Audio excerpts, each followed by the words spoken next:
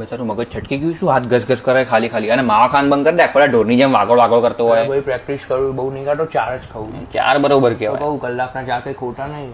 સાલા બસી દુનિયામાં આટલું ખાવાનું એ ખા ને. એટલે એમાં કેવું અત્યારે ફૂડમાં મિક્સિંગ બહુ થઈ ગયું. પાલ્મોનેર ઓઇલ, નકલી પનીર, સુગર, આપણે બધું નહીં લેતા, હેલ્થ કોન્શિયસ છે. અને ભાઈ માવાના બહુ બધા બેનિફિટ છે, તમે ખાલી ખોટો વગોઈ ના. શું બેનિફિટ શું માવાના? પહેલું તો ભાઈ હું માવ ખાઉં ને એટલે મને ભૂખ ના લાગે. ઘરનું એક ટાઈમનું રાશન બચાટ.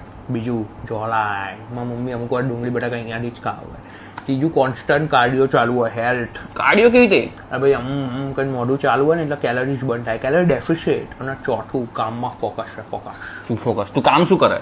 જાજુ કંઈ નહીં વાળું, પણ બપોર શું રીલ સ્કોર કરવાની હોય ને વેબ સિરીઝ પટાવવાની એટલે મારે જોઈએ.